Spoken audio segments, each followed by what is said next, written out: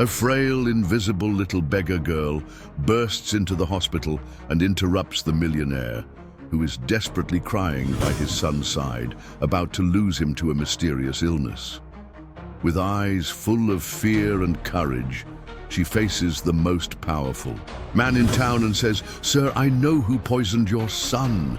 When the millionaire sees what she's holding, his heart races, and what he does next leaves everyone completely stunned. The acrid smell of disinfectant assaulted Richard Sterling's nostrils the moment the automatic doors of St. Vincent's City Hospital slid open. His white silk shirt, now crumpled and dark with sweat, clung to his body as he sprinted down the crowded hallways. The sound of his Italian leather shoes echoed against the worn linoleum floor, marking the frantic rhythm of his heart. "My son. My Gabriel." The words came out ragged, almost a whisper. His wife Paula followed, her face pale, her eyes red-rimmed. In the 2 hours since the call from the school reporting Gabriel had collapsed during recess, Richard had experienced a terror none of his millions could erase. In the pediatric ICU, the attending physician was explaining something about atypical symptoms and inconclusive tests. Richard couldn't process the medical jargon. All he saw was his 9-year-old son connected to machines, pale as snow, his lips faintly blue. "But he was fine yesterday," Richard exploded, grabbing the doctor's coat. "He had breakfast with me, talked about the soccer game with his friends." A nurse gently separated them. Her calloused hands contrasted sharply with Paula's manicured fingers, which trembled uncontrollably beside the gurney. The nurse, her name tag reading Martha, had a face etched with lines that suggested someone who had witnessed lifetimes of suffering. "Mr. Sterling, we need to stay calm now," Martha said, her voice firm but kind. "We're going to run every necessary test." Richard nodded. But inside, his world was crumbling. He controlled everything in his life, his companies, his employees, even his business rivals. But here, in this rundown hospital with water stains marking leaky ceilings and gurneys showing hints of rust, all his influence felt useless. As the medical team wheeled Gabriel away for more tests, Richard and Paula were left alone in the waiting room. The silence between them was deafening, broken only by the distant beeping of heart monitors and the shuffle of wheelchairs down the halls. "Do you think it was something he ate?" Paula whispered, breaking the silence. "I don't know. He ate the same thing I did last night." The answer came muffled, as if Richard was speaking from the bottom of a well. His mind raced through possibilities: poisoning, a sudden allergy, some unknown disease. That's when she appeared. A scrawny girl in tattered clothes and tangled hair emerged in the hallway. She couldn't have been more than 10, but her face held the weary expression of someone who knew too much of the world's harshness. Her bare, dirty feet left faint tracks on the recently mopped floor. Hospital security guards were already moving to intercept her when she stopped in front of Richard. Her dark, piercing eyes seemed to see past the expensive suit and the subtle gleam of his watch. "Mister," her voice trembled but sounded determined, "I know who poisoned your son." The world seemed to freeze.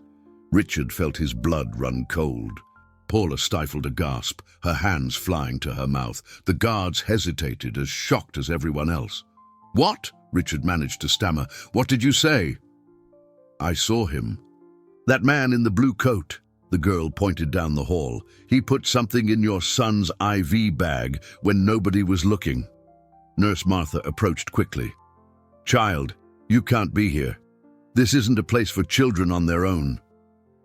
But Richard held the nurse's arm. Something in the girl's eyes made him believe her.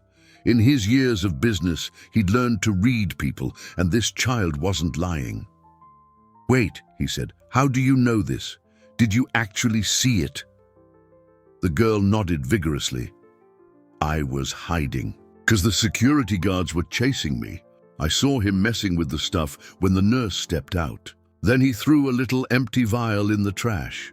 Richard felt his legs weaken. He had to sit down on one of the hard plastic waiting room chairs. Poisoning. His son had been deliberately poisoned. But why? By whom? Why should I believe you? His voice came out harsher than intended. The girl flinched back a step, fear flashing in her eyes. Because my little brother's sick, too. He's got the same thing your son has. Tears began to trace paths down her dirty cheeks. Nobody wants to help us because we live on the streets. But I saw what they did to your son, and I thought maybe you could help all of us. Paula stood up, wrapping the girl in a protective embrace. Shh, it's okay. You were very brave to come here. Richard felt a sharp pang in his chest. Here, he was one of the city's most powerful men, utterly helpless, while a homeless child showed more courage than he possessed. What's your name? He asked, his voice softening. Anna, and my brother's Peter. He's only 7. At that moment, a doctor in a blue lab coat walked past down the hallway. Anna shrank behind Paula, trying to hide. That's him, she whispered, terrified. That's the man I saw. Richard watched the doctor, a middle-aged man with deep circles under his eyes and trembling hands. Dr. Albert Evans, according to the ID badge clipped to his coat. Something in the way he averted his gaze from Richard cemented his suspicions. Nurse Martha, who had witnessed the entire scene, approached with a thoughtful look. Mr. Sterling, we need to check this out, but we must be discreet. Why are you helping me? Richard asked, surprised by the unexpected ally. Because I've seen too many things swept under the rug in this hospital, and because that girl is right. If this was done deliberately, others could be at risk. Meanwhile, down the hall, Dr. Evans disappeared through a side door. Richard made a decision. Anna, you stay here with my wife. Martha, can you show me where the nearest waste disposal area is? The nurse nodded and started leading him through the corridors. Along the way, Richard truly noticed the harsh reality of the public hospital for the first time.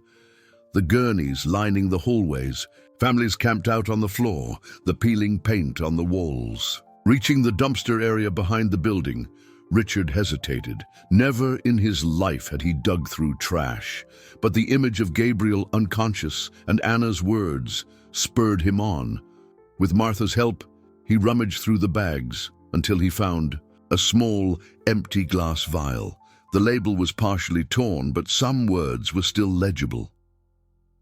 Chloride.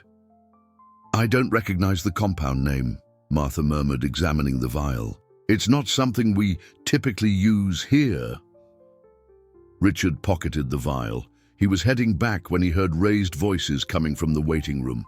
He quickened his pace and found Paula arguing with 2 security guards trying to remove Anna from the hospital. She stays, Richard declared with authority. The guards backed off, recognizing the man who had just donated an entire wing to the hospital 2 months prior. Just then, a cry echoed down the hall. It was a young resident running towards them. Dr. Mendez, the boy in room 312 is seizing. Gabriel, his son, was getting worse. Richard raced back to the PICU, finding a scene of controlled chaos. Gabriel was convulsing violently while the medical team fought to stabilize him. Monitors blared alarmingly and shouted orders filled the urgent air. Richard! Paula grabbed his arm, hysterical. Do something! Use your money, your influence, anything. But Richard was paralyzed. All his power, all his fortune, and he couldn't save his own son. The feeling of impotence was crushing. After what felt like hours, but were only minutes, the seizures subsided. Dr. Mendez, the supervising physician, approached, his face grave. We've stabilized him, but his vital signs are weak. We need more tests, a full medical consult. Doctor, Richard interrupted, showing him the vial he'd found. You need to test this. We have reason to believe Gabriel was poisoned. The doctor took the vial, his eyes widening in shock. This is... How did you get this? It doesn't matter right now. What matters is that you analyze it and tell us if this could be causing my son's symptoms. Dr. Mendez nodded curtly and rushed off. Martha approached, leading Anna by the hand. Mr. Sterling, the girl needs to get her brother. He's alone and sick. Richard looked at Anna, seeing her conflict between wanting to help her brother and fear of leaving Gabriel's side. On impulse, he made a decision that would change everything. Martha, do you have a car? Yes, sir. Take Anna to get her brother. Bring him here to this hospital. I'll cover all the expenses. Tears welled in the girl's eyes. Thank you, mister. Thank you. As Martha and Anna left, Richard turned to Paula. We need to talk to this Dr. Evans. But when they went to find him, they discovered he had vanished. No one knew where he was. His backpack had been hastily emptied, and his locker was bare.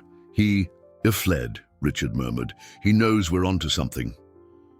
A young resident, the same one who had alerted them about Gabriel's seizures, approached hesitantly. Excuse me, Mr. Sterling, but I saw something strange earlier. What? Richard gripped the young man's shoulder. Dr. Evans was messing with the patient charts. He seemed to be looking for something specific, and then he deleted something from the main computer system. A chill went down Richard's spine. This wasn't just poisoning. It was planned, deliberate. Someone in the hospital was trying to kill his son. Hours later, as the sun began to set, Martha returned with Anna and a smaller boy, Peter. The child was feverish and weak, but alive. Richard arranged a private room for them, overriding administrative. In protests, while doctors examined Peter, Richard received a call. It was his lawyer with disturbing news. Richard, I just got a report from the PI you hired. Dr. Albert Evans worked for years at your old pharmaceutical company. He was fired 5 years ago for... The voice hesitated. For what? Richard pressed. For theft of confidential research, experimental compounds. The phone nearly slipped from Richard's grasp.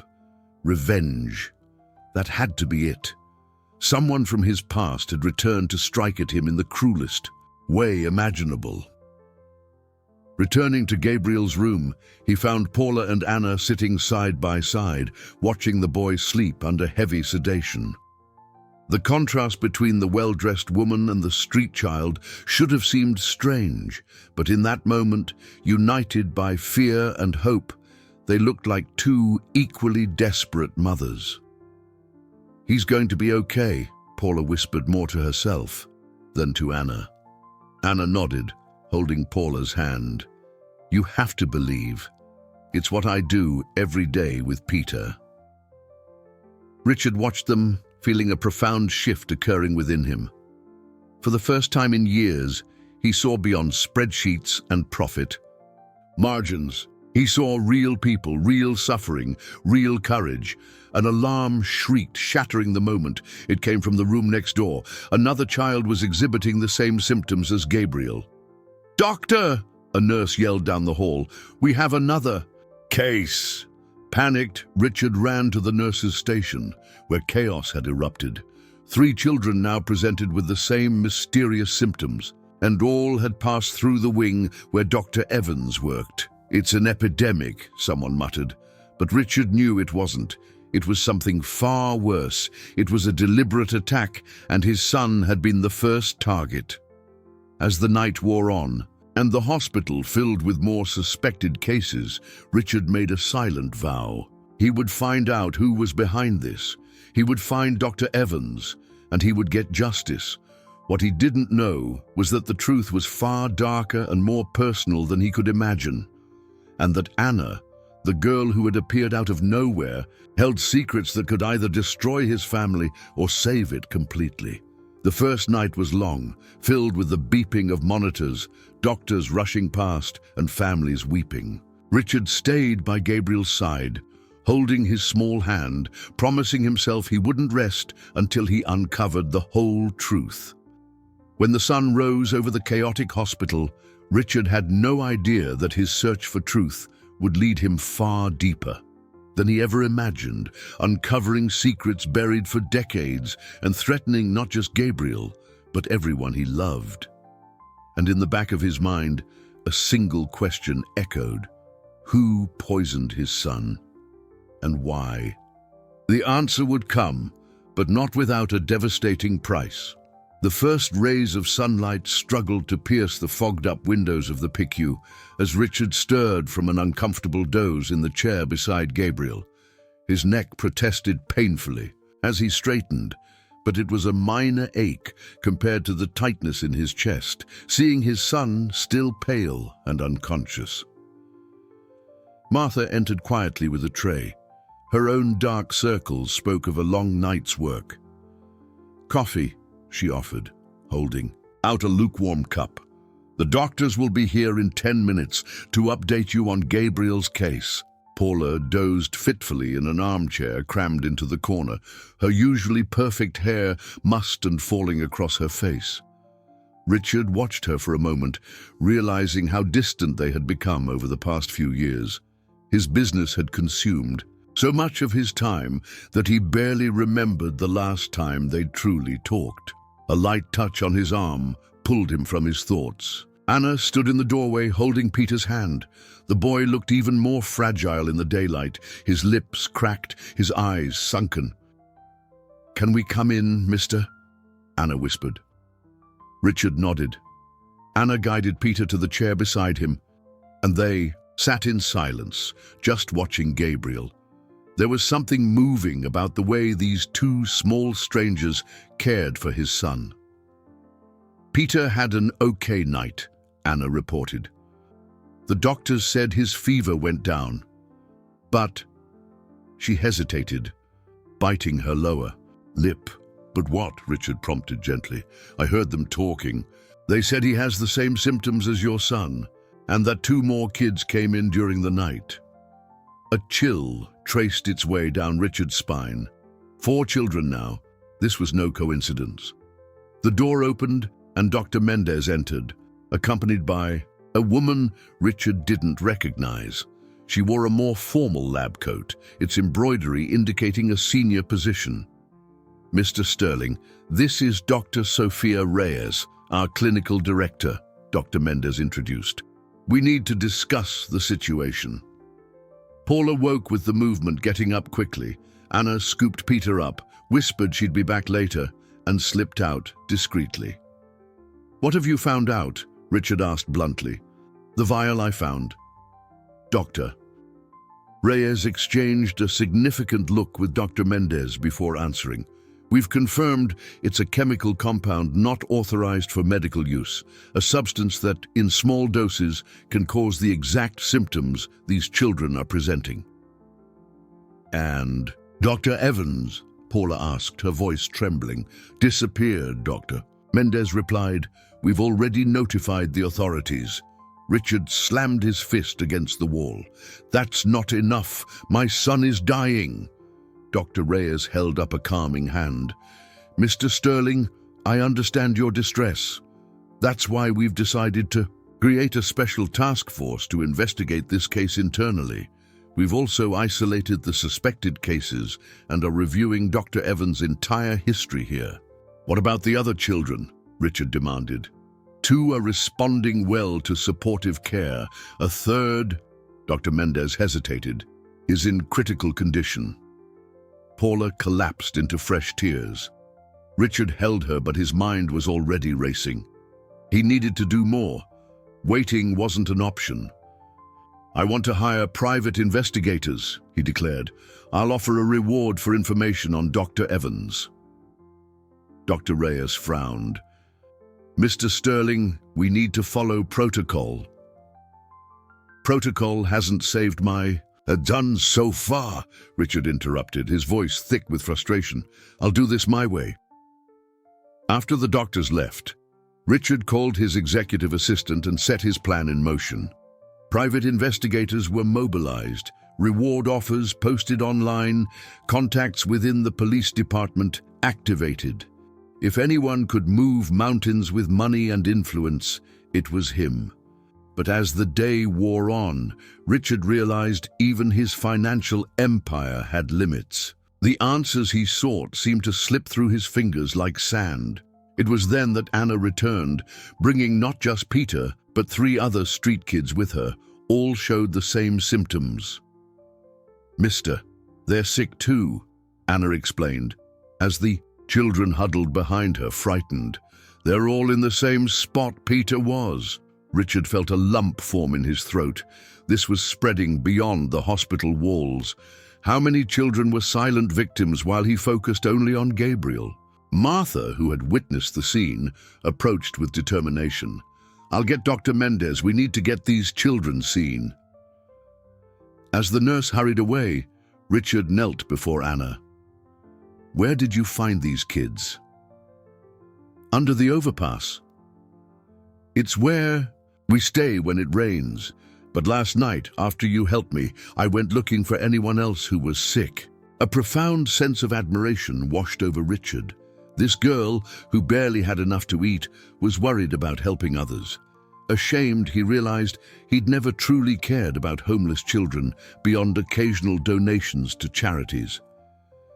"Anna, you're incredibly brave," he said, his voice choked with emotion. Anna shrugged. "Just doing what's right, mister." The day passed in a whirlwind of activity. More tests were run on Gabriel, who remained stable but showed no signs of improvement. The new children were triaged, and 2 required admission. Richard felt his world painfully expanding to include all these small, vulnerable lives. Mid-afternoon, his cell phone rang. It was one of his investigators. "Mr. Sterling, we have a lead on Dr. Evans. He withdrew a large amount of cash early this morning and bought a bus ticket heading upstate." "Apprehend him," Richard ordered. "Not so simple. He's traveling under a fake ID." Richard ended the call, frustrated. Dr. Evans was getting away, taking the answers with him. It was then he noticed Paula talking intently with Anna in the hallway. The 2 seemed to be sharing an intimate moment, and again, Richard felt like an outsider in his own life. "What were you talking about?" he asked as he approached. Anna looked at Paula, who nodded encouragingly. "I told her about life on the streets, how sometimes we get sick and there's no one to help." "I'm thinking of doing something about it," Paula added, surprising Richard. "Starting a foundation, maybe, to help these kids." Richard was silent for a moment, processing. The wife he knew cared about charity galas and luncheons, not hands-on work.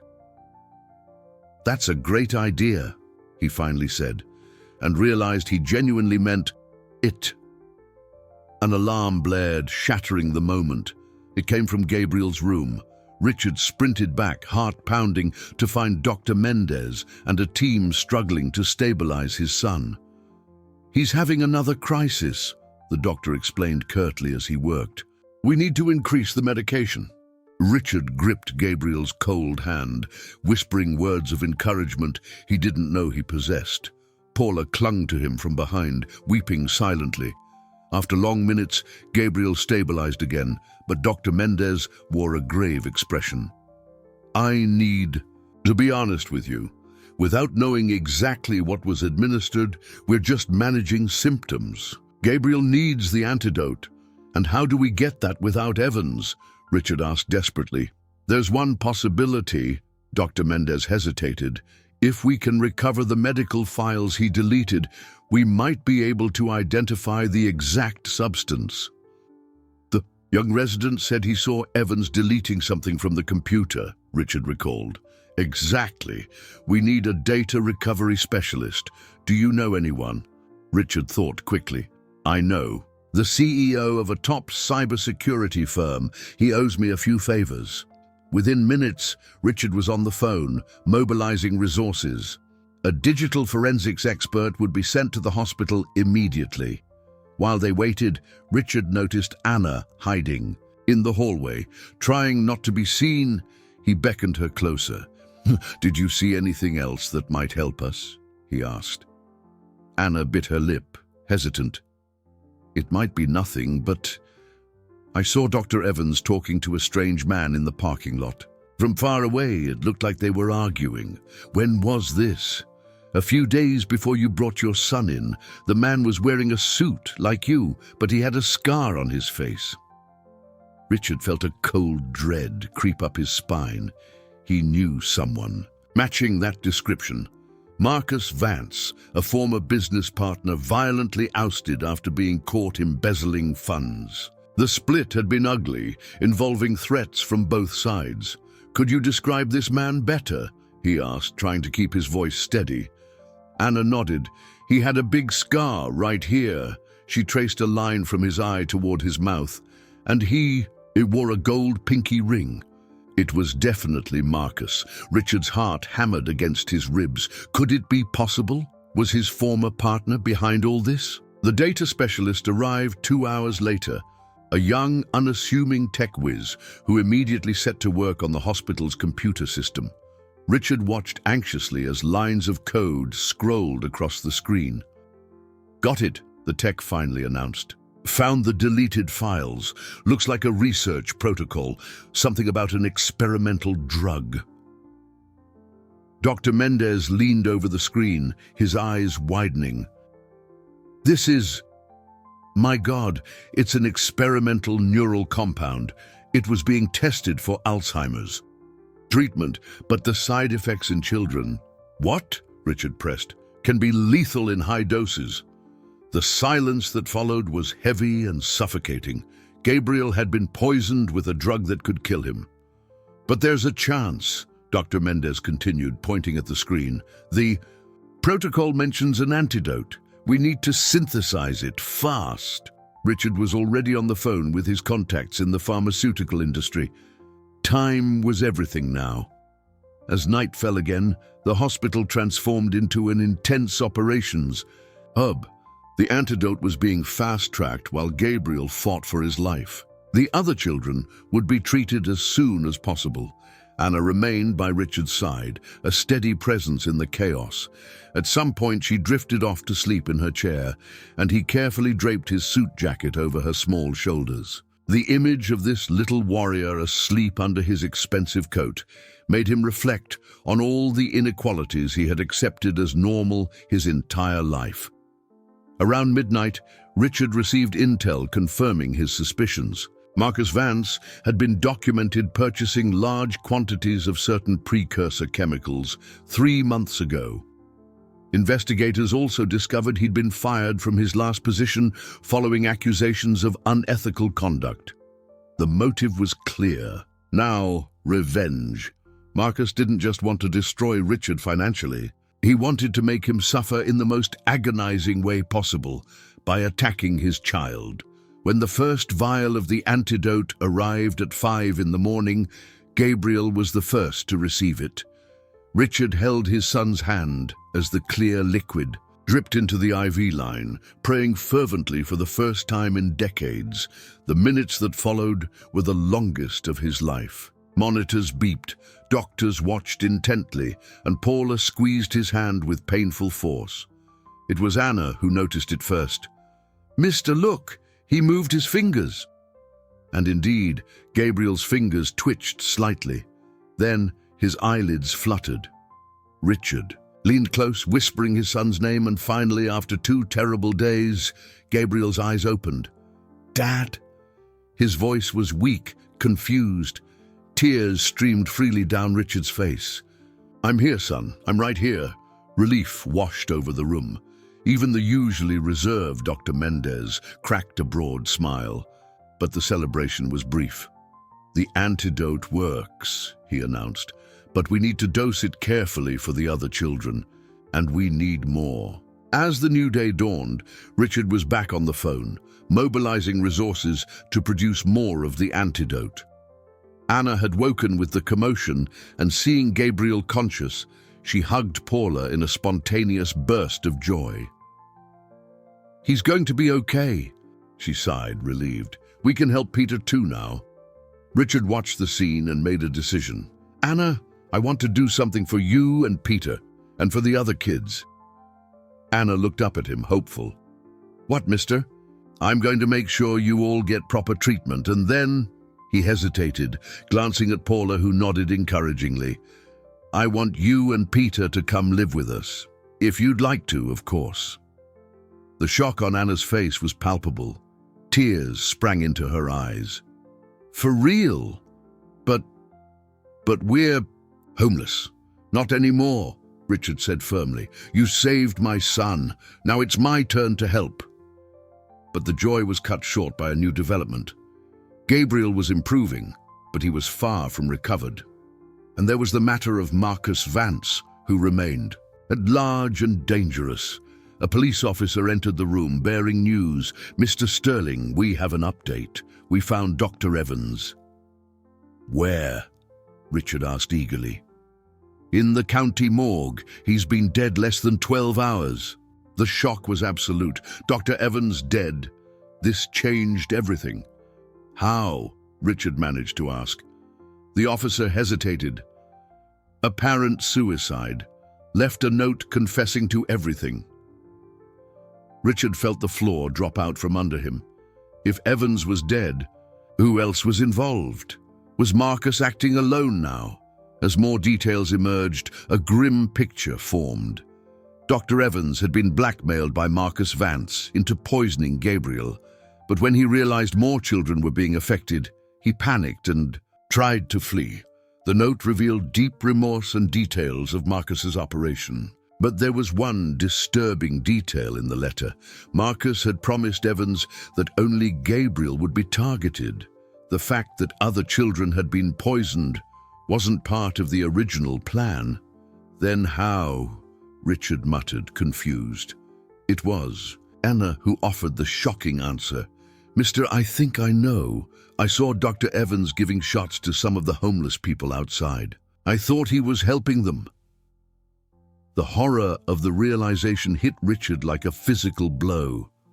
Evans, in a desperate act of conscience or panic while trying to flee, had likely been trying to administer the antidote, or perhaps dilute the poison, using the same compound, inadvertently spreading it or causing harm. "He was trying to help," Paula whispered, horrified, "in the worst possible way." The complexity of the situation weighed heavily on Richard. Nothing was black and white. Evans wasn't just a monster, but perhaps a weak man who made terrible choices and then tried to fix them in an equally terrible manner. As the morning progressed, more children received the antidote. Peter improved rapidly, much to Anna's joy. But the atmosphere in the hospital remained tense. Marcus Vance was still out there, and Richard knew he wouldn't rest until he was found. Gabriel slept peacefully now, his breathing regular, color returning to his face. Richard watched him, marveling at the fragility and strength of human life. "Are you going to go after Marcus?" Paula asked, reading his thoughts. "Do you need revenge?" "Not anymore," Richard replied, surprising himself. "But I need to make sure he can't hurt anyone else." Anna, overhearing, approached them. "Mister, I saw Marcus once near the overpass. He was giving money to some rough-looking men." "When was this?" "A few weeks ago." "They looked like thugs, like he was hiring them for something." Richard felt a shiver. Marcus was planning something bigger. What if poisoning Gabriel was just the beginning?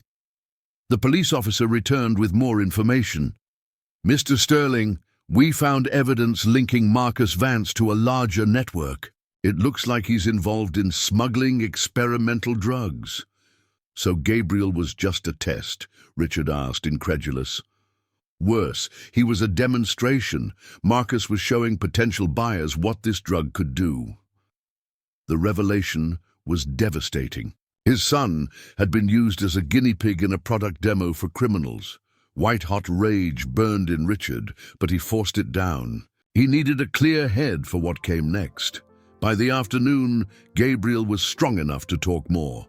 Richard held his hand while explaining a heavily sanitized version of what had happened. "Did they catch the man who hurt me?" Gabriel asked, his eyes still weak. "Not yet, son, but they will."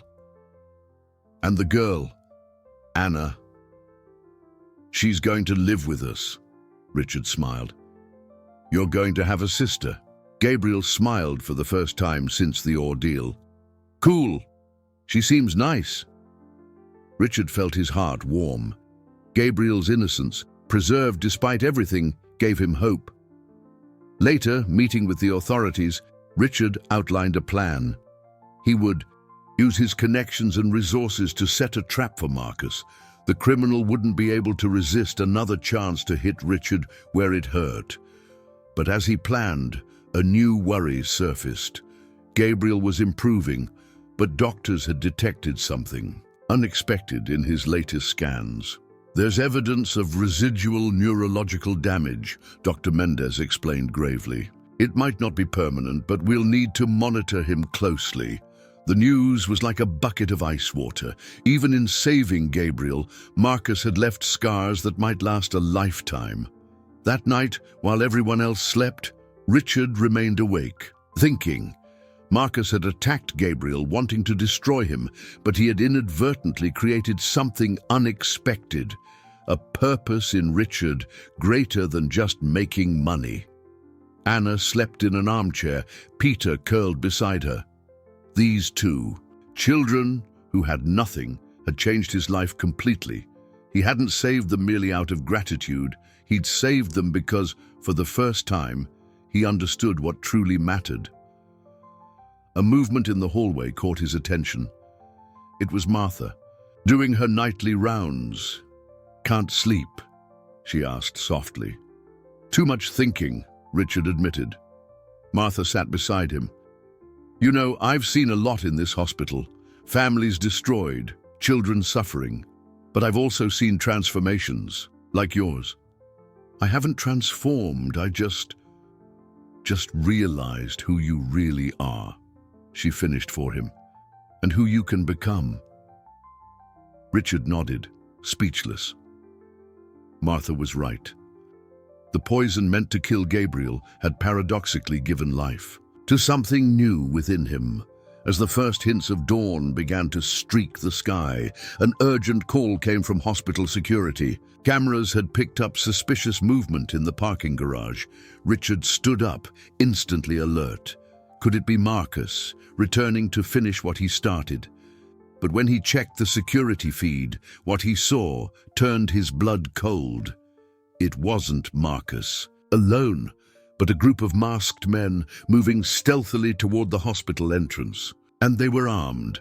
The final assault was beginning. The alarm blared like a battle cry through the quiet pre-dawn corridors of the hospital. Richard fumbled for his phone, dialing security as he rushed to wake Paula and shield Gabriel. 5. "Our men, sir," the head of security reported, his voice tight with tension, "breached the parking garage. They're heading for the pediatric wing." Richard's heart hammered against his ribs as he shook Paula awake. "Wake up. We have to get out of here." "What's happening?" Paula asked, groggy. "Armed men. We need to protect Gabriel." Panic flared in the room. Gabriel, still weak, started to cry at his parents' fear. Anna appeared at the door, Peter clutched in her arms, her eyes wide with terror. "Mister, the guards are telling everyone to hide." Richard made a split-second decision. "Martha," he called to the nurse rushing past, "is there anywhere safe to hide the children?" "The basement," she replied breathlessly. "Where they store old equipment. There's a door that locks from the inside. Take Gabriel, Anna, and Peter down there, now." As they helped transfer Gabriel to a wheelchair, the first sounds of violence reached them. Shouts, shattering glass, muffled pops that could only be gunfire. The hospital was under siege. "You're not coming?" Anna asked, grabbing Richard's hand. "I need to help the other patients. Go, I'll catch up." Heart pounding, Richard watched his family being hurried to safety. Then, steeling himself, he moved toward the main corridor. What he saw horrified him. Masked men shoved nurses against walls while others kicked open room doors. They weren't common thugs. They moved with tactical precision, coordinated and efficient. Richard recognized one by his arrogant stance, even masked. Marcus Vance. His cold eyes swept the pediatric wing with the focus of a hunter. "Where is—" "He?" Marcus snarled, grabbing a terrified nurse. "Where is Sterling's kid?" Rage boiled inside Richard. This man had poisoned Gabriel and now returned to finish the job. Something primal surged within him, a father protecting his young. "I'm here, Marcus," Richard shouted, stepping out from behind a supply cart. Marcus's eyes lit up with perverse satisfaction. "Finally showing yourself, coward. Where's the boy?" "Far from your reach." A cruel smile twisted Marcus's lips. "You think so? My men are sweeping the entire hospital." As if on cue, screams echoed from the floor above. Richard swallowed hard, praying the basement remained hidden. "Why are you doing this?" Richard asked, trying to buy time. "What do you gain by killing a child?" "It's not about gain," Marcus spat. "It's about making you pay. You destroyed me, Richard. Took my company, my reputation, my life. Now you'll feel what it's like to lose everything that matters. You were stealing from the company. You just destroyed me." Marcus advanced, a pistol suddenly appearing in his hand. "And now I'll do the same to you." A shot rang out, and Richard felt a searing pain in his shoulder. He crumpled to his knees, the world tilting. Marcus closed in, pressing the gun to his head. "Where is he?" The voice was a deadly whisper. Richard closed his eyes, bracing for the end. But the shot never came. A yelp of pain made Marcus whirl around. Anna stood at the end of the hall, clutching a used syringe she'd apparently jabbed into the nearest henchman's arm. Seizing the distraction, Martha darted out from a doorway and slammed Marcus across the head with a fire extinguisher. "Run!" Martha yelled at Richard. Ignoring the blinding pain, Richard scrambled to his feet and ran. Behind him, he heard Marcus bellowing furious orders. Anna guided him through darkened side corridors to a service stairwell. "Peter and your family are safe," she whispered breathlessly, "but other men are looking." In the damp, cluttered basement, Richard found Gabriel terrified but unharmed, clinging to Paula. Peter slept in a corner, seemingly oblivious to the chaos. The relief was momentary. Footsteps pounded down the stairs. They'd been found. "Is there another way out?" Richard asked desperately. Martha pointed to a heavy metal door. "Maintenance tunnel. Leads to the employee parking lot." As they prepared to flee, Richard paused. "Where are they taking everyone?" "Everyone?" Martha looked confused. "The other patients, the children?" A heavy silence fell. Richard understood with dawning horror. Marcus wasn't just after Gabriel. He was taking all the children. "The tests," he murmured. "He's using kids as guinea pigs for his drug." The basement door exploded inward with a powerful kick. Marcus stood there, flanked by two henchmen, his expression murderous, blood trickling from a gash on his head. "Playtime's over," he snarled, leveling his gun at Gabriel. Richard threw himself in front of his son, ready to shield him with his own body. But it was Anna who acted first. The small warrior grabbed a plastic jug of cleaning solution and hurled its contents into the eyes of the henchman. In the ensuing confusion, she screamed, "Run!" The group scattered. Richard scooped up Gabriel while Paula helped Peter. Martha bravely confronted the attackers, buying precious seconds. The maintenance tunnel was cramped and dark. Rats scurried underfoot as they stumbled forward blindly. Behind them, angry shouts echoed. Marcus was in the tunnel. When they finally emerged into the employee parking lot, the sky was beginning to lighten. The cool pre-dawn air had never felt so sweet. An employee's sedan was parked nearby, keys miraculously still in the ignition. "Get in!" Richard ordered, helping everyone cram inside. But as he turned the key, he realized Anna wasn't in the car. She had turned back into the tunnel. "Anna!" he yelled. "I have to help the other kids!" Her voice echoed back. "They're taking everyone!" Richard felt torn apart. He couldn't abandon Anna, but he couldn't risk Gabriel again. Paula gripped his arm. "Go, I'll get Gabriel somewhere safe." Heartbroken, Richard handed his wife the keys. "Go to the lake house. Stay hidden." He kissed his son quickly and sprinted back into the tunnel. He found Anna confronting Marcus alone, a tiny David against an armed Goliath. "It's over," Marcus laughed cruelly. "This little sewer rat isn't stopping me." Anna trembled but held her ground. "You're not taking any more kids." Marcus raised his gun, but a sharp voice stopped him. "Drop the weapon, Marcus." It was Dr. Mendez, backed by a heavily armed SWAT team. Finally, the authorities had arrived. The tension was palpable as Marcus weighed his options. For a moment, it looked like he might shoot Anna out of sheer spite. But then, with a final chilling smile, he lowered the gun. "This isn't over, Richard," he promised, as handcuffs clicked shut around his wrists. "You'll still pay." As they led Marcus away, Richard rushed to Anna, pulling her into a fierce hug. "You're crazy, you know that?" "Someone had to do something," she mumbled against his chest. But the relief was short-lived. The hospital was in chaos. 12 children had been abducted. The invaders had stolen supplies of experimental drugs. And worse, they left behind evidence of horrific tests conducted on homeless children. "How did we not see this before?" Richard murmured, horrified by the photos police had found.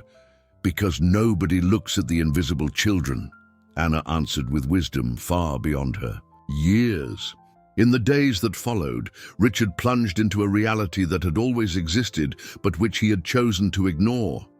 Children disappearing, used as test subjects, dying without names or histories. Gabriel improved physically, but the emotional scars were deep. He woke screaming from nightmares. Paula, surprisingly, showed a strength Richard hadn't known. She possessed, caring for their son with tireless devotion. Anna and Peter moved into the Sterling mansion, but the transition was difficult. Anna distrusted the luxury, slept on the floor for weeks, and hoarded food. Peter barely spoke, traumatized by years of neglect. The investigation uncovered a network of horror. Marcus wasn't working alone. An entire organization was dedicated to using vulnerable children for illicit drug trials. The hospital was just one of many collection points. Richard felt crushed by guilt. While he'd built his empire, an industry of child suffering had flourished in the shadows. "It wasn't your fault," Dr. Mendez told him one day, finding him sunk in his study. "Nobody knew the extent." "We should have known," Richard replied bitterly. "We should have looked." It was Anna who pulled him out of the darkness. One evening, she found him surrounded by photos of missing children. "Mister, are you sad because you can't change the past?" "Yes. Then change the future." The simple words held profound truth. Richard couldn't undo what Marcus had done, but he could fight to stop it from happening again. In the following months, Richard transformed. He sold non-essential businesses, poured money into shelters for homeless youth, funded investigations into child disappearances. Paula's foundation became a powerful force for child protection. Gabriel recovered slowly. The trauma left its mark, but family love and therapy helped. Anna became his protective shadow, teaching him resilience. Marcus was convicted, but his trial exposed a disturbing truth. He was part of something much larger. An international ring trafficking children for pharmaceutical experiments. The FBI got involved, and Richard offered all his resources to help dismantle the organization. One winter evening, a year after the attack, the family gathered in the living room. Gabriel played with Peter, while Anna helped Paula plan a charity dinner. Richard watched them, marveling at the changes. "What are you thinking about?" Paula asked, sitting beside him. "About how I almost lost everything," he answered quietly, "and how 2 invisible children saved our family." A cry interrupted. The moment, Gabriel had tripped and hit his head. As Richard rushed to him, he remembered those first hours in the hospital, the absolute terror of nearly losing his son. Gabriel was fine, just a small bump and a few tears. But the incident brought back painful memories. "Dad?" Gabriel said, hugging him tight. "Will you always protect me?" Richard swallowed hard, remembering how helpless he'd felt. "I'll do my very best, son." Anna came over, taking Gabriel's other hand. "Me too. Family protects family." Later that night, after everyone was asleep, Richard got a call. It was the FBI. "Mr. Sterling, we need your help. We've located another lab." The cycle was beginning again, but this time, Richard was ready. No longer the indifferent businessman, but a warrior protecting the vulnerable. "I'm on my way," he replied, grabbing his coat. In the hallway, he paused, looking into the rooms where his family slept peacefully. Gabriel and Peter shared a room now, while Anna had her own space, filled with books and stuffed animals she was still learning to cherish. Paula stirred as he moved. "Going hunting monsters again?" "They hunt us, love, just returning the favor." She nodded, understanding. "Be careful. Always have you and the kids to come back to." Downstairs, Richard ran into Martha, who'd been promoted to nursing supervisor but still made rounds visiting kids under their care. "Another mission?" she asked, knowing him too well. "Another battle in the war?" "Just don't forget we've won." "A few." Her words stayed with him as he drove through the sleeping city. They had won battles, saved Gabriel, exposed Marcus, protected dozens of children. But the war raged on, and Richard Sterling, the CEO who once only cared about profit, was now a soldier, shielding the defenseless. At the secret lab location, he found police rescuing terrified children, some sick, others traumatized, all desperately needing help. "Mr. Sterling," an officer greeted him, "your intel was spot on." Richard nodded absently, his eyes fixed on the children. Each small face reminded him of Gabriel, of Anna, of Peter, of all the children who had suffered while he lived in his bubble of privilege. A tiny girl latched onto his leg, sobbing. Without hesitation, he lifted her into his arms. "Shh, it's okay now," he whispered. "You're safe." The child burrowed against his chest, and something inside Richard finally broke. He wept silently, the tears he hadn't shed during Gabriel's crisis finally flowing freely. An officer approached. "We've got 18 kids here, all need urgent medical attention." "Take them all to St. Vincent City Hospital," Richard instructed. "Notify Dr. Mendez and tell them I'll cover all the costs." Hours later, as the sun rose, Richard returned home. He found Anna waiting on the porch, as if she knew exactly when he'd arrive. "Did you save more kids?" she asked. "We tried." "That makes me proud." Richard sat beside her, the two watching the dawn in silence. The journey had transformed them all in unimaginable ways. "Anna," he finally said, "thank you for saving our family. You saved mine first." "I wish I could save every child in the world," Anna offered a wise smile. "You save them one at a time. That's how it works." As the sun climbed higher, Richard Sterling realized he had found his true purpose, not in money or power, but in protecting those who couldn't protect themselves. The scar on his shoulder throbbed, a reminder of the price almost paid for his past selfishness, but it was also a symbol of transformation. From the cold businessman who nearly lost everything, a man determined to make a difference had emerged. Inside, Gabriel woke screaming from another nightmare. But this time, when Richard ran to comfort him, he found Anna already there, holding her adopted brother's hand, whispering words of courage. "It's okay," she was saying. "You're strong. We're strong together." And for the first time, in months, Gabriel drifted back to sleep without fear. The journey was far from over. Marcus would rot in prison, but his network still needed dismantling. Children would continue to need help. Battles remained to be fought.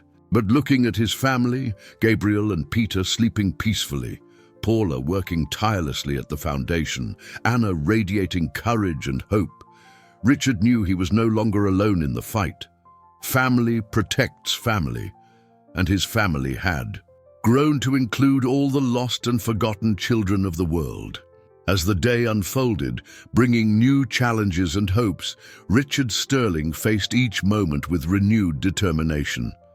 The poison meant to destroy him had paradoxically distilled his purest essence, and in the painful process of nearly losing everything, he had found something far more valuable: himself. 3 years had passed since the night the hospital was invaded. The summer heat baked the city streets as Richard drove through the neighborhood where it all began. From the back seat, Gabriel, now 12, looked out the window curiously. "Dad, why are we coming to this part of town?" Richard smiled in the rearview mirror. "It's a surprise, Anna's suggestion." Beside Gabriel, Anna, now 13 and officially adopted into the Sterling family, held the hand of Peter, who at 10 was still shy but far more confident. The side of the gleaming new hospital wing Richard had funded, a banner proclaimed, "Grand Opening, the Anna Sterling Institute for Child Protection." Tears welled in the girl's eyes. "Mister, you didn't have to." "Yes, I did," Richard replied, pulling into the parking lot. "You taught us how to see. It was the least I could do." As they got out of the car, Martha rushed over to greet them, now the director of nursing for the renovated hospital complex. The modern building stood in stark contrast to the old St. Vincent City Hospital, but retained its core mission of compassionate care. "The ceremony starts in half an hour," Martha informed them, hugging Anna warmly. "Are you ready to cut the ribbon?" Anna nodded, but her gaze drifted towards the main entrance. "Where's my mom?" Richard exchanged a knowing glance with Paula. "She's on her way." It was a white lie. Anna's biological mother had been located 3 months prior, living in another state. The reunion had been painful. The woman, ravaged by addiction, barely recognized her daughter. But Anna, with the quiet strength she always possessed, had decided to help her too, from afar. "Mister," Anna whispered as they walked into the hospital, "I know she's not coming, but it's okay. You guys are my family now." The inauguration was filled with emotional speeches. Local officials lauded Richard's transformation, politicians once indifferent to inequality now praising his efforts. There was hypocrisy in the air, but also tangible change. During his own speech, Richard looked out at his family. Gabriel, still in therapy for the trauma, but now a passionate advocate for affected children. Peter, who had discovered a gift for music and now played the piano beautifully. Anna, studying hard, determined to become a doctor so no other child would suffer without help. 3 years ago, Richard began, his voice thick with emotion, I almost lost my son. In that darkest moment, a little girl appeared and changed not just our lives, but showed me a world I had chosen not to see. Anna sat between Gabriel and Peter, holding both their hands tightly. They were 3 children who should have died, but instead, they found family in each other. I think about that day a lot, Richard continued his speech. The desperation I felt, the helplessness watching my son suffer. But now I know that suffering had a purpose. It opened my eyes to the invisible suffering that happens every single day on the streets of this city. After the ceremony, while touring the modern hospital facilities, a young doctor approached Richard. It was the same resident who had helped during Gabriel's crisis, now more experienced, but with the same passion in his eyes. "Mr. Sterling, do you have a moment?" Richard followed him to a special wing. "We wanted to show you something." In the pediatric oncology unit, an entire wall was covered with children's drawings. In the center, a plaque read, "The Survivor's Wall." "Each drawing is from a child who made it through," the doctor explained, inspired by Gabriel's story. A lump formed in Richard's throat. Among the colorful pictures, he saw a special one. Gabriel hugging Anna with the caption, "Family is who we choose." Back at the opening reception, Richard was intercepted by a man in a dark suit. His heart leaped until he recognized him, an FBI agent working the child trafficking network case. "Mr. Sterling, I have news." "Did you get them?" Richard asked anxiously. The agent nodded grimly. "We dismantled the last cell yesterday. Hundreds of children were rescued, dozens involved arrested. And Marcus Vance. We learned something interesting during the final interrogation." The agent lowered his voice. "Marcus wasn't the leader. He was just a piece." Richard's blood ran cold. "What do you mean?" "There was someone above him. Someone very close to you." Before the agent could say more, the sound of shattering glass echoed through the hall. A man had burst into the reception, pointing a gun towards the stage where Anna stood. "It's over!" he screamed. "You'll pay for destroying our business." Chaos erupted. People screamed and scattered, but Richard only saw one thing, the gun aimed at Anna. Without thinking, he sprinted towards the gunman.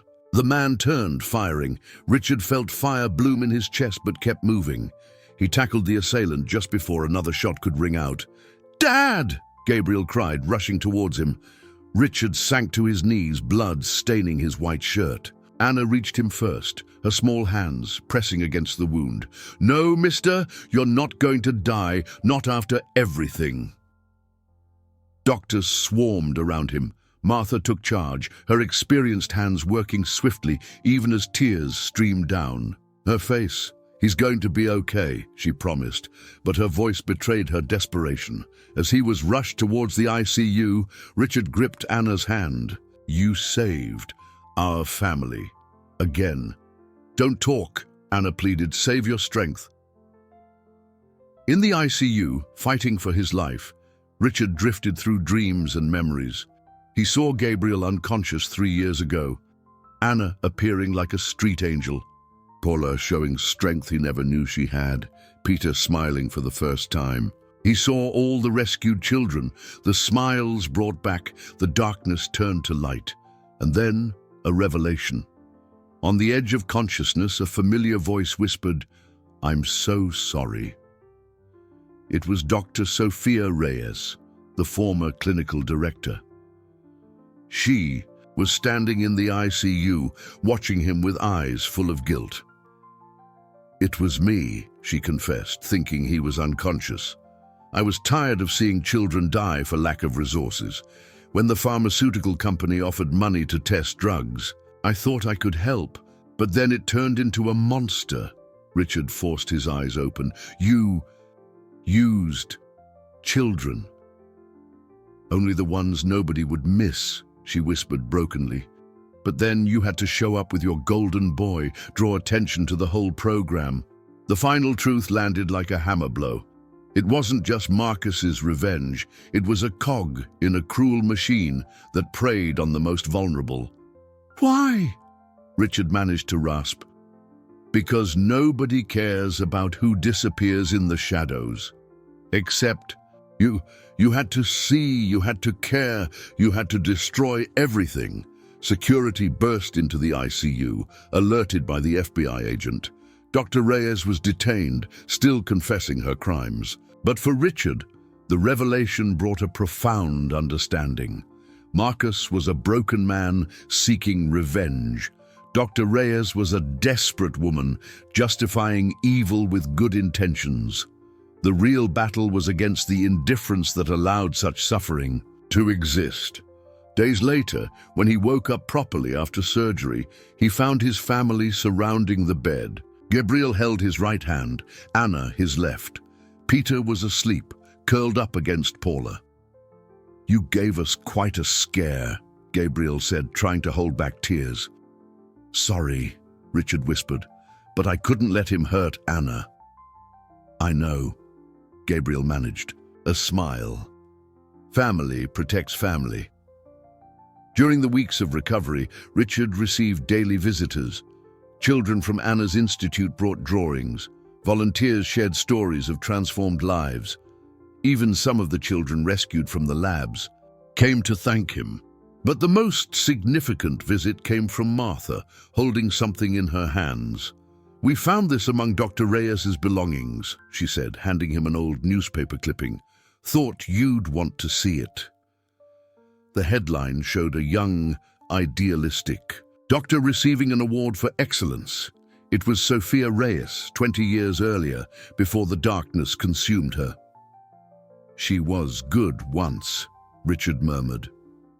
"Everyone's good before the world gets to them," Anna replied, displaying wisdom beyond her years from her chair nearby. "That's why we have to protect the children, so they don't get lost." On the day of his discharge from the hospital, a surprise awaited Richard. Anna had organized a celebration in the park where Gabriel liked to play soccer. Dozens of children, from the institute, from the streets, from the hospital, were there. "What's all this?" Richard asked, deeply moved. "A family," Anna answered simply. "Our family." Gabriel pulled his dad into a makeshift game. Peter played music for everyone. On a portable keyboard, Paula handed out food. She had prepared with help from some of the kids. Martha and other doctors from the hospital joined the party. Under the blue sky, Richard looked around and saw not just his immediate family, but an entire community forged through overcoming adversity. All these children had stories of pain, but now they were writing new narratives of hope. "Do you still think about Dr. Evans sometimes?" Anna asked, sitting beside him on a park bench. "Yes, and about how easily any of us can get lost on the wrong path. But we can also find our way back," she observed, "like you did." Richard put his arm around Anna. "You found me, actually." That night back home, as he tucked Gabriel into bed, his son asked, "Dad, do you think the poison they gave me had a purpose?" Richard thought carefully.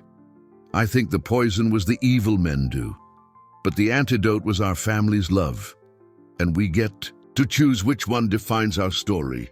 Gabriel nodded, satisfied. "Then we choose love."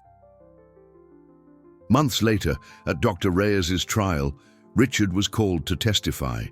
She watched him, expecting hatred, but found compassion in his eyes instead. "You destroyed lives," Richard told the court, "but you also showed me how indifference can consume even the best intentions. I don't ask for leniency, I ask for reflection." The sentence was severe, but just. As she was led away, Dr. Reyes whispered one last plea. "Help the children. All of them. We already are," Richard replied quietly. The years that followed were ones of growth and healing. Gabriel became a doctor, specializing in pediatric toxicology. Anna developed a revolutionary outreach program for homeless youth. Peter composed music that played in children's hospitals across the country. Paula spearheaded legislative changes for child protection, while Richard transformed his business empire into a force for social good. But it was on a cold winter day, 10 years after Gabriel's poisoning, that the journey found its true conclusion. Richard stood in the cemetery visiting Dr. Evans's grave, not to assign blame, but to seek understanding. A familiar figure approached. "Didn't expect to see you here," Martha said, placing flowers on the headstone. "Nor you." He saved my daughter. Once, she explained quietly, before all this, he was a good man who got lost. Richard nodded. We can all get lost, and we can all be found, she completed the thought. They walked together towards the exit, where Gabriel, Anna, and Peter were waiting. A family forged in pain, bound by love, growing in purpose. Dad, Gabriel called out, let's go. We have that benefit dinner for the kids at the Institute. Richard smiled. The cycle completed itself, but it didn't end. Every child saved became a savior for others. Every pain transformed into healing. Every poison an antidote for other sorrows. As they drove through the city, they passed the old St. Vincent's City Hospital building, now a museum dedicated to social transformation. A plaque near the entrance read, "Here, a family was born. From suffering," Anna pointed to the plaque. "Do you think our story will inspire others?" "Our story," Richard corrected gently, "is just the beginning. Every child we save writes a new chapter." That evening at the dinner, surrounded by the family fate had brought into his path, Richard raised a toast. "To the poison that almost destroyed us," he said, surprising everyone, "and to the love that saved us. May we always know how to see the invisible and love the forgotten." "And may we never forget," Anna added, her eyes shining, "that family is who we choose to love." Gabriel, Peter, and Paula raised their glasses. The guests at the benefit dinner, former street kids now thriving adults, parents of rescued children, volunteers and donors, joined the toast. In the quiet that followed, as everyone drank, Richard heard in his mind the echo of that first cry, "Mister, I know who poisoned your son," and he smiled, because that cry had been the beginning not only of his salvation, but of a family that transcended blood, a love that overcame trauma, and a hope that shone brighter for having survived the darkness. The poison had been the catalyst, but the antidote, love, family, redemption, that had been their collective choice, and they had chosen well. In the shadows outside the brightly lit hall, a street kid watched through the window, hungry and scared. Gabriel noticed first, remembered himself in the hospital, and without hesitation walked to the door. "Want to come in?" he asked, holding out his hand. "There's room for one more in the family." The child hesitated, then took the offered hand. As they were led inside to food, warmth, and love, Richard knew their story would keep repeating, because that's what families do. They grow, they heal, they save, and love, he realized, truly is the antidote to all the world's poisons. The years would pass, more children would be saved, more stories would be written, but in that moment, in that room filled with light and laughter, Richard Sterling was exactly where he was meant to be. Home, with his family, with his purpose. Whole, not despite the suffering, but because of it. And in that understanding, he found the peace he had sought since that little girl appeared in the hospital, changing his life forever. The cycle was complete, yet the story continued. Because as long as there are children needing rescue, there will be families choosing love. And that is the truest antidote of all.